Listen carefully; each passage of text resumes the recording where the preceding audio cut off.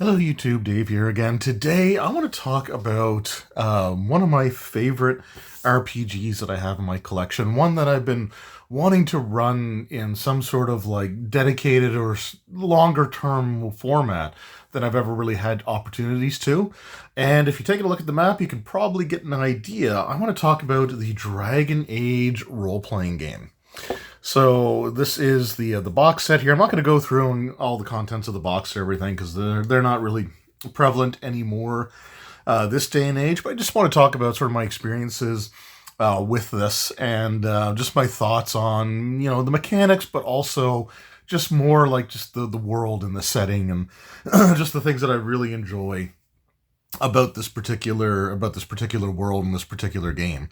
So when this first came out, it was during a period of time in which I was collecting Dungeons and Dragons stuff, and that was really my intent to only ever collect for that. I had no desire to do other role-playing games like Pathfinder had been out, things like that at this point in time, and I just really didn't have any interest in that. However, when the Dragon Age role-playing game was announced, I was all in on it. And it was originally described as being a series of 4 box sets, with each box set covering 5 levels of character progression. So we did get set 1, which was levels 1 through 5, and we also did get set 2, which is levels 6 through 10. And then there was kind of a bit of a gap. I believe set 2 came out around the same time as Dragon Age 2.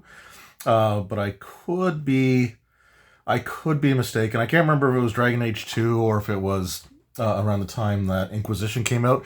I'm pretty sure it was Dragon Age 2 though, because it deals with like Kirkwall and locations of that nature, or like shortly after the video game sequel came out. And then there was like kind of silence for a while, and then they did eventually release a set 3. But instead of set 3 being only 5 levels of progression and then a set 4 coming out, set 3 was just levels 11 through 20. And it didn't get a huge release as far as I can tell. At least not in the area that I live in. Like, I live in Nova Scotia, Canada, and I have never, ever, ever seen a physical copy anywhere that I've gone. Even when I've gone to like gaming stores in Toronto and like some of the biggest cities, that's one of the biggest cities in Canada. I went to a store years ago that had a really good used game selection, and they had like set 1 there, but they never had set 3, and even the owner there said that he's never seen a copy of it. So thankfully, after a few years, they did come out with a single volume hardcover core rulebook. And this core rulebook basically has everything that you need. It's literally like copy and pasted from the 3 box sets. So there's nothing there in terms of like rules or like mechanics that are going to be in the box sets that are not also going to be inside of the core rulebook here. And yeah, this book has like some really fantastic artwork there. I do like the images here. They're kind of like based off like the loading screen tarot cards from Inquisition. But yeah, some like really fantastic artwork in here. And I just really loved the system from the moment I started looking through like set 1 when it first came out. Now it is a 3-class game, so that there's only the mages, the rogues, and the warriors.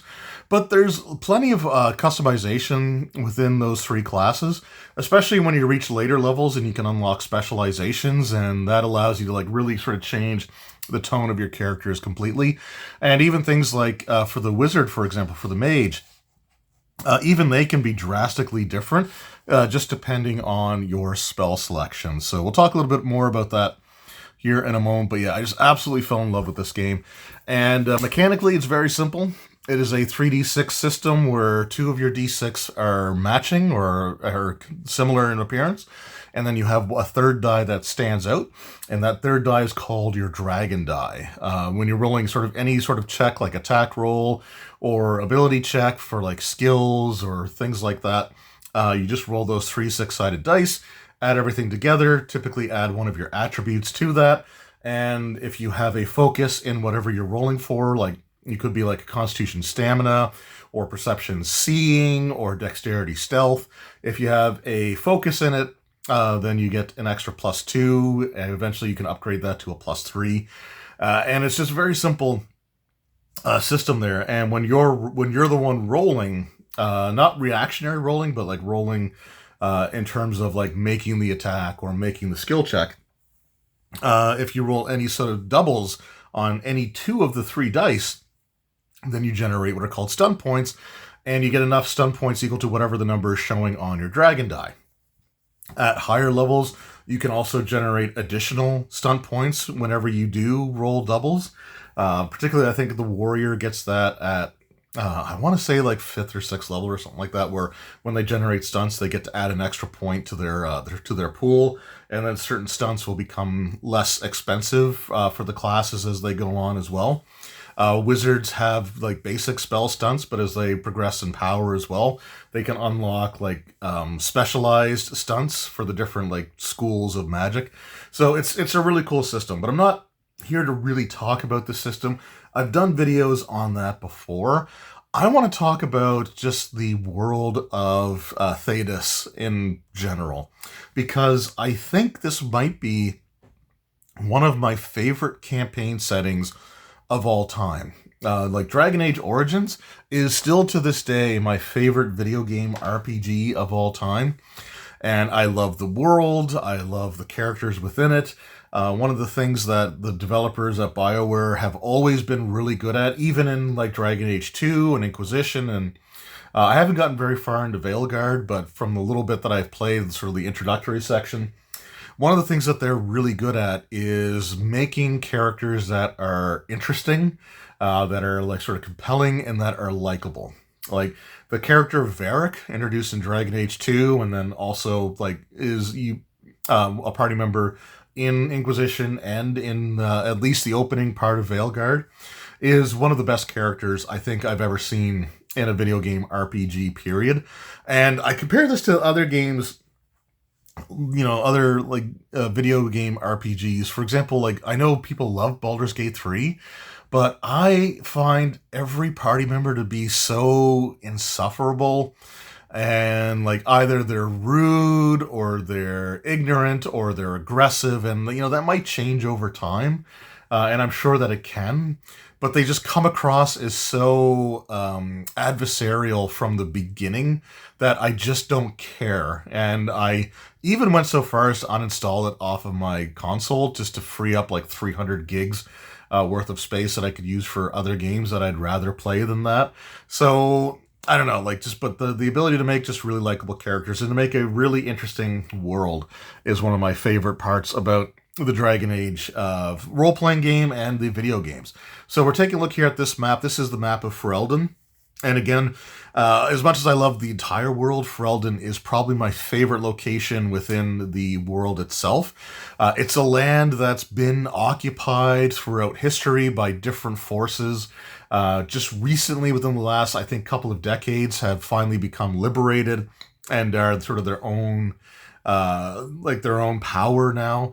It's a realm where nobility is determined more by martial ability than just like pure wealth sort of thing. Like all the nobility are expected to be warriors. They're expected to be able to hold their own in a battle. And they're often expected to be leading their own troops into battles. You have knights that roam the countryside under the service of different nobles like the bands. They sort of rule some geographic regions. You have Arls, which are essentially the same thing, but they oversee kind of like an important location for like resource-wise or potentially like defense-wise. So like Redcliffe here, instead of having them be the Ban of Redcliffe, it's the Arl of Redcliffe. And then you have the Terns, and the Terns are basically warlords that have such a vast army, and that they actually have multiple bands and even Arls that may swear fealty to them. And it's just a very interesting sort of thing because like the lowest of the commoners can rise up to become one of the greatest nobles in all of Ferelden. And Also, Ferelden, they have their Mabari Warhounds, which are treated as cherished, like members of their family, and they're not treated as like simple like animals, which kind of as a dog person, I'm kind of a big fan of there. So, the fact that people from other nations refer to Ferelden as the place that smells like wet dog, I'm okay with that because I love dogs. But yeah, there's just sort of like some really interesting aspects of the world in general. It takes some of your typical fantasy races and kind of gives them a new twist. Like, for example, the elves. The elves were timeless and immortal until humans arrived into the world, and just through their interactions and just being around the humans, sort of like drained the immortality from the original elves, and they also ended up losing their homelands. When the elves helped the Fereldans, in particular, when they helped Andraste overthrow the Tevinter Imperium to free Ferelden for the first time, or one of the first times, they were repaid by having been granted a piece of land known as the Dales that was supposed to be theirs, only to have that taken from them when the elves refused to convert to the monotheistic religion of the Maker, of which Andraste is kind of the, to put it in modern like religions, Andraste is kind of like the Christ figure. She has like the divine abilities. She was betrayed, and that led to her death, sort of thing. And anyway, but because the elves didn't convert to worshiping the Maker, and they continued to worship their own, polytheistic religion, the church, for everything that the elves helped them with, the church essentially launched crusades against them, which is known as an Exalted March. So they basically cast them from their homeland again, and the elves either became city dwellers, which are known as the city elves. They live in like sort of walled off sections of cities known as alienages, which sounds absolutely just demeaning and degrading. A lot of times they're treated as second or third class citizens, and it's pretty rough to be a city elf. And the other alternative is to be a Dalish, and the Dalish are nomads. They wander because they have no homeland. They do have areas that they'll frequent and routes that they'll take that will have them sort of revisiting areas from time to time, but they can never really settle down. And they're not particularly tolerated in any one area for too long either. I'm currently running an in-person Dragon Age game, and I'm doing the Dalish Curse. And that's kind of all about the way that the elves feel about their displacement and everything else. It could be worse. There are places where they're just like flat out enslaved. Like we'll talk about that with some of the other regions in the world here in a moment. But again, I just it's just a very interesting take on the elves. Like, yeah, they still live in the forest. They're still kind of those like woodland dwellers. They're still kind of like in tune with nature, but they're a displaced people with no home, and they're very distrustful. And the few elves that have assimilated into human culture are treated as if they're just absolute like scum, and it's unfortunate. And actually, I usually, if I play Origins, for example, I will typically make an elven character and try to have like the elves' lives improved, either like through Dalish giving them land, or just trying to like tear down or dismantle the alienages, and to let the elves be more than just servants to like other nobles type of thing. Then you have the dwarves, which are not particularly different than your traditional fantasy dwarf. They're still underground dwellers, in this case even to sort of an extreme. They have a very rigid caste system. So if you are a dwarf and you're born, if your father and mother are from two different castes, so they have like the highborn caste are things like the warrior caste, I think the smith caste is amongst the upper tier. There's another one as well that I can't quite remember off the top of my head. And then you have sort of the lower born dwarves, sort of like artisans and things like that. But they're still treated fairly well compared to dwarves that are considered to be casteless.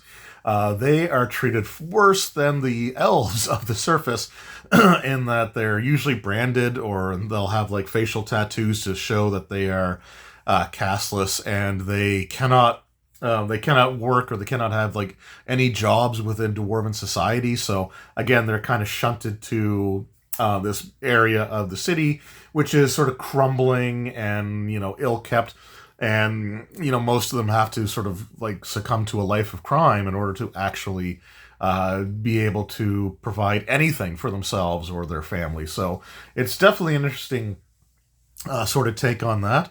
And then you have the surface dwarves. So you can either be, exiled maybe to the surface, or the surface dwarves are a caste in themselves. However, they are the lowest caste possible aside from the casteless. So they are still treated far better than casteless are, but they are considered to be like the lowest form of dwarves because they live on the surface, where they're separated from the stone, which is what the dwarves kind of worship. They believe that their ancestors, when they perish, when they die, their souls or their essence returns to the stone, and that the stone guides them, and it's kind of it's kind of their religion. So it's definitely a unique sort of twist on them. And where the dwarves live underground, they also have constant exposure to this material called lyrium. Sort of like this crystalline material that can be harnessed and sold, or it can be used to power like magical rituals or runes. The Templars have a lyrium infused concoction that they imbibe regularly to give them the powers to shut down mages. Mages can use the lyrium to power their magical spells, sort of thing. So it is it can be a very hot commodity. It is very tightly controlled by the church, by the monotheistic religion of the Maker, whose churches are known as chantries, and their members have they have the chant of light, which is their prayer. That there's some people that dedicate their entire lives to only speaking in the chant, when they're known simply as chanters. And it's the Maker's religion is one where only women can be like the priests, but men can be like chanters and Templars and things along that line. But sort of getting back to the dwarves, if you are a dwarf born below ground and you find your way to the surface, the common thing is that there's so much sky above you. There's nothing to stop you. The dwarves feel like if they trip, they might just fall upwards into the sky and to never be seen again, type of thing. So they have some interesting kind of concepts there too. It's very much a political intrigue type of society for the dwarves as well. And it's something that you can, again, have quite a bit of fun with, which is what I did when I was making characters for the players to play in this game. And then there's finally the thing that I find the most intriguing is the treatment of mages. So we see here the Circle Tower. Mages, magic in general is not treated like it is in Forgotten Realms or Greyhawk or especially Eberron, where it's almost like a commodity, a resource, something that can be used to enhance everyday life. You don't have these powerful wizards like Mordekainen, or Elminster, or Kelvin Blackstaff, or Manchun, or Audiluk, are those sort of characters sort of, roaming around. Magic is considered almost a curse. And if you show aptitude for magic, which usually manifests around, adolescence, you are immediately separated from your family, sometimes pretty harshly, and sometimes through tests that are set up, really sometimes cruel tests, to get you to manifest those powers so that you can, be confirmed to be a mage. And then you're ripped away from your family and you're sent to live in the Circle. And the Circle is, part magic academy. You go there to learn and to be able to control and harness magic, which can be useful. But it's also kind of a prison. So magic users, when they can learn fundamental spells that are, fairly safe to cast, and if they stick to those, they won't have to worry about anything potentially happening to them. But once they learn more and more powerful spells, they do run the risk of, because their magic is pulled from what's known as the Fade, and the Fade is kind of like this realm, almost like the plane of shadow, or well, I guess more like the Shadowfell. It's just sort of like a warped version of the regular world, but it's the realm of devil, or well, not devils, but like demons and spirits, and also it's where dreams come from. So dwarves have no access to the Fade. Their exposure to lyrium, for like being all around them, has basically made it so that they're severed from it. So like dwarves cannot be wizards, but they also like don't have to worry about like demonic possession or things like that. But spellcasters do.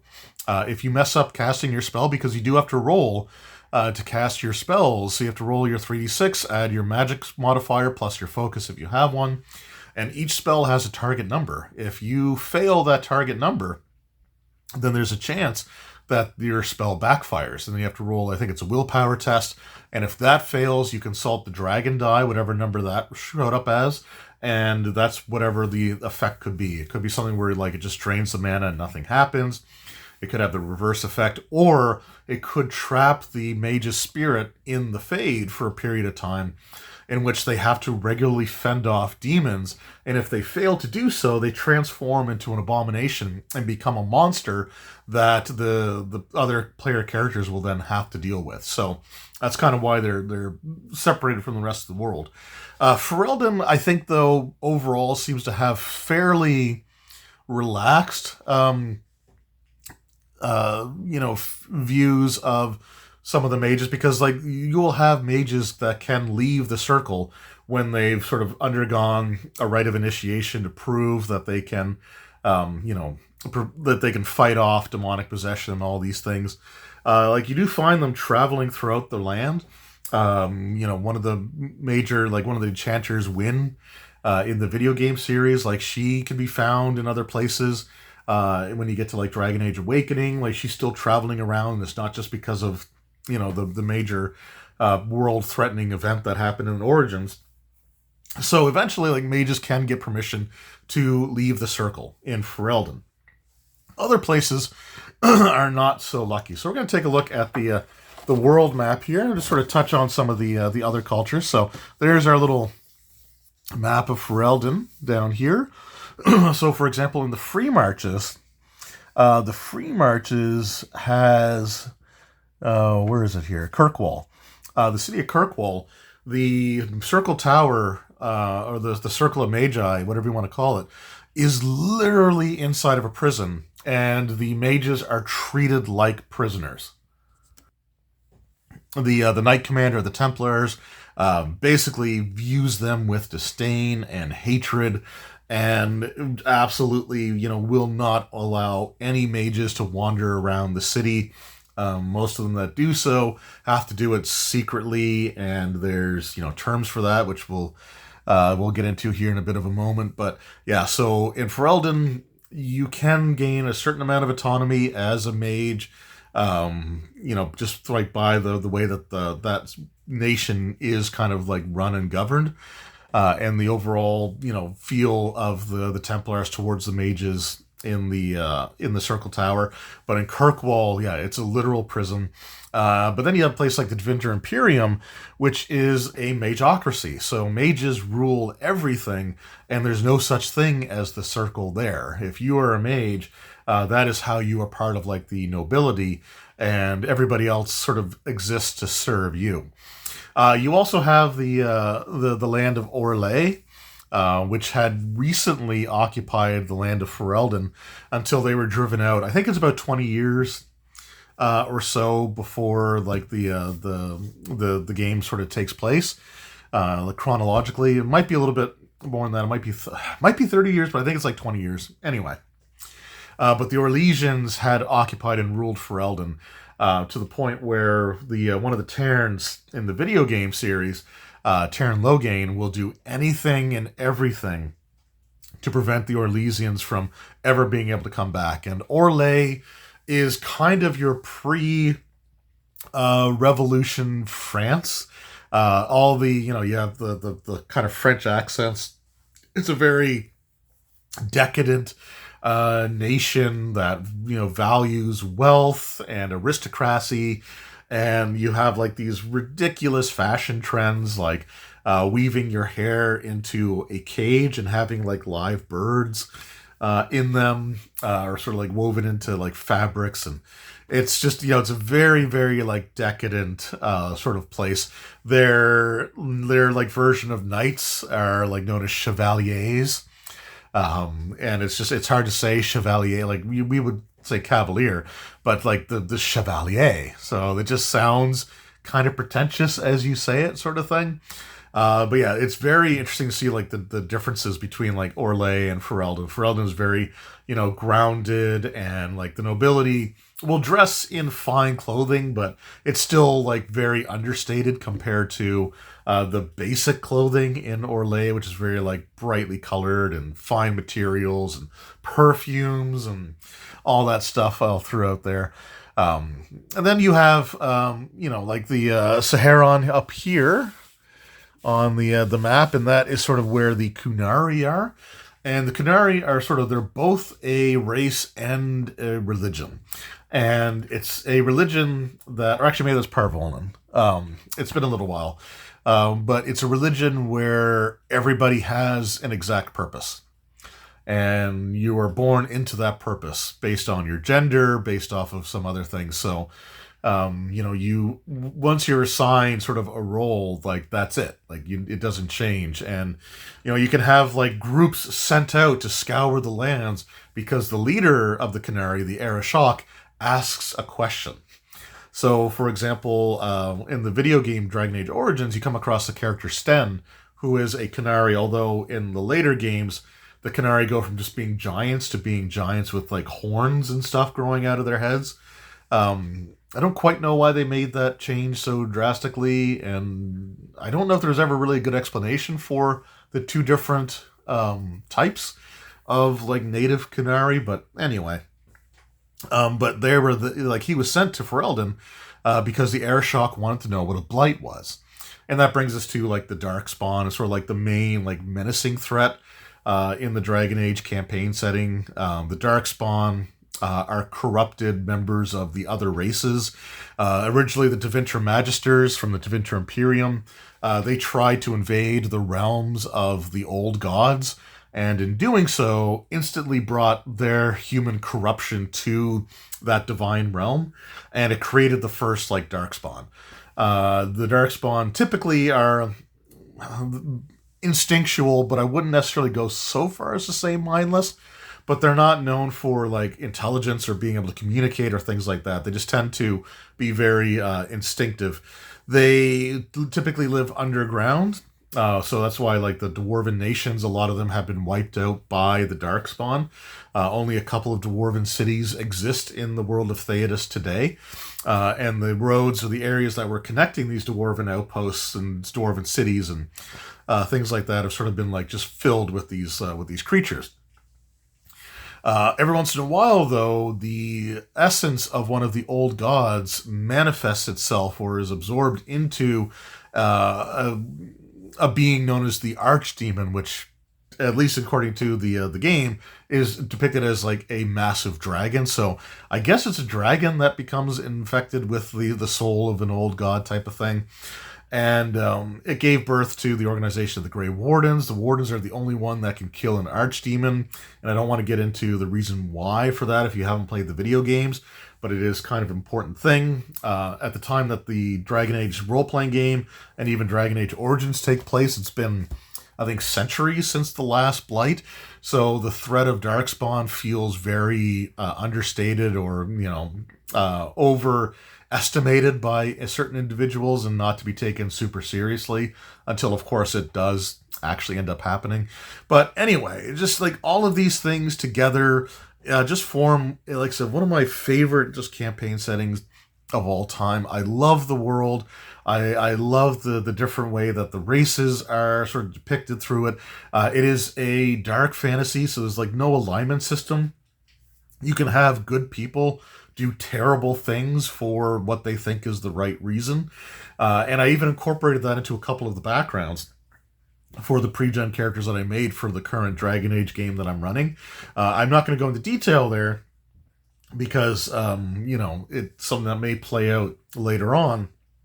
But like you always have this sort of like shades of gray, or there's no such thing as, like, for example, to determine if somebody has the curse of magic in them or magic in their bloodline, the ability to manifest magical abilities. Like sometimes they are put into horrible situations where they face like physical harm, to the point where like they either manifest their abilities and then are taken to the circle, or they can get just like severely injured, or things like that. They're not always treated that way. Sometimes it's just known, or the ability is observed and then they're taken away in a more peaceful manner. But there can be times where like they have to know for sure, so they create these situations that try to force the powers to come to the surface, and it can be brutal, right? Like the other thing with the mages I almost forgot is, if you don't undergo the rite of initiation to become a full-blown magic user, mage, the only other real options are execution, or to undergo something called the Rite of Tranquility, which is where you are severed from the Fade. And as a result, for like humans and elves, them being severed from that, losing the connection to magic entirely, it also does something to them where it just completely obliterates their emotions. And they just sort of become this empty shell, basically, of their former selves. They speak in monotone voice. They never show any like fear or excitement, even if something like is happening around them. They just always seem to be very calm and, well, tranquil. In fact, in Dragon Age 2, one of the major plot lines is that the Rite of Tranquility is being abused and being forced on people just so that they don't have to deal with them as mages. And that's like a whole plot line that sort of takes place in the middle section of the game there as well. So, yeah, it's just everything has this sort of like dark side to it. And when I was sitting down to make these pre-gen characters for the game that I was running, initially I was just going to run the Dalish Curse, and that was going to be it. And then we were going to get back into Starfinder, which we probably still will shortly after. But when I wrap up Starfinder, I think I'm going to go right back to Dragon Age. And then after Dragon Age, we'll go on to move on to Dragonbane. But I wanted to have like a background for the characters. I didn't just want them to be like, oh, well, this is, the fighter with or this is the warrior that uses a two-handed weapon, and this is the warrior that uses a sword and shield, right? This is the rogue that's a two-weapon fighter. This is the rogue that's an archer, right? I wanted there to be a little bit more to them, so I started writing out backgrounds. And the first background was pretty, like, it was about three-quarters, maybe a little over three-quarters of a page of the character's background that kind of explained what happened to them and kind of where they got to, where the scenario started. But as I was going through, and some of the other ones, like, they were becoming a lot more involved. And the human noble's background was like 3 pages long. And it's just, started to sort of create connections that are maybe not obvious, but could be revealed between the backgrounds as sort of time goes on. And I had a lot of fun with that. And it's just, as I was writing these backgrounds, it's like, well, I want to do something with this. Like, I don't want to just like write these like characters, flesh them out, run a single scenario where none of their stuff is really necessarily going to get addressed, and then drop the game. Like, I've wanted to run a Dragon Age campaign for a very long time. I don't think it'll go to like level 20 or anything, but I definitely want to get the party to the point where they can take on a specialization, maybe, get to like upwards of level 10 or 11, see how we get, sort of from there. And then maybe move them into, the sort of elements from like Dragon Age Origins. We'll kind of see how that goes, but anyway, I just wanted to talk about it. And I know it's kind of rambling, but I've been thinking about the YouTube channel and everything. And when I first set this channel up, it was just for me to be able to talk about stuff that I enjoy in RPGs, because I had moved away and really haven't had like the opportunity to sit down and talk to friends about like gaming stuff. And even now that I'm sort of back in the area that I grew up in, and with my in-person gaming group and stuff like that, we still don't really just have those conversations. Like, we kind of have to work it in during gameplay and stuff like that. Like, the notion of having one of the guys just sort of pop into the house to visit and just, sit down and talk and, discuss RPGs and stuff like that doesn't happen that often anymore, even, now that I'm back. So the original purpose of the channel was to be able to do that. And I love this RPG. I love the world that it's in. And I just wanted to talk a bit more about that aspect of the game than like the mechanical stuff. Because the mechanics are great. I've done videos on that before.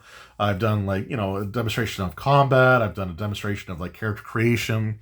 I've talked about like the rules and things like that, but I just wanted to get more into, the rules are great, but it's the world that, I absolutely adore when it comes to not only the tabletop RPG, but again, going back to the video game series, because this is still my favorite video game RPG of all time, and nothing has been able to top it since then. And like specifically Origins, not Dragon Age 2, not Inquisition, not Veilguard, certainly not Baldur's Gate 3.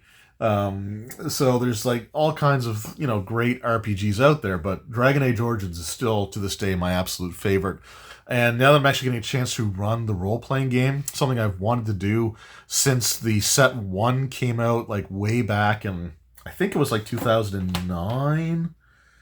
Just want to see if I can find a date on the video game here. 2010 for the video game. So it must have been, maybe it was around 2010, 2011 when the Dragon Age role-playing game. But as soon as I got like set 1, the box set there, I just instantly was like, I want to run this game. And I even had some friends make characters, and we just never got to it. And now I finally have the opportunity, and I'm going to seize it. It wasn't one that I was necessarily expecting to be running right away, but I just absolutely like, I needed a bit more of a break from the Starfinder one, and picked up the Dragon Age book, and it's like, okay, this is what we're going to do.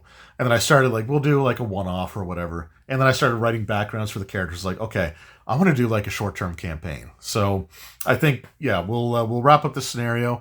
I might do another one after it, just because I think it's going to be more role-playing focused with a little less combat in there, but there might still be some.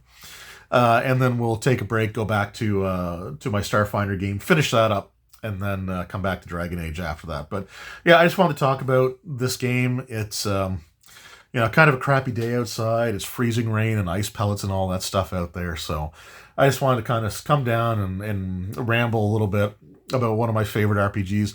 One of the first RPGs I ever owned that wasn't Dungeons and Dragons, and the one that technically opened the floodgates to start collecting other like non-D&D RPGs, and that was Dragon Age. And I love the world. I love the characters.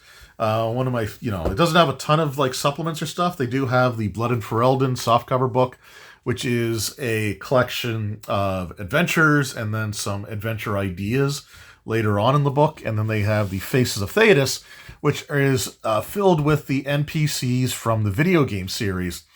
And this is a fantastic book to have as well, especially if you want to integrate the video game characters. The other thing that's really great about the Dragon Age RPG is that it does acknowledge that the games take place, but it doesn't force necessarily a specific canon into them. It just kind of touches on the broader events and a lot less on the particular choices that you would make. So if you played through Origins and Dragon Age 2 and Inquisition and all that, like you can bring your own experiences into that game. Like I totally plan on doing that into mine. But it honors the video games without forcing a specific series of events, sort of thing. Like there are things that were just always going to happen.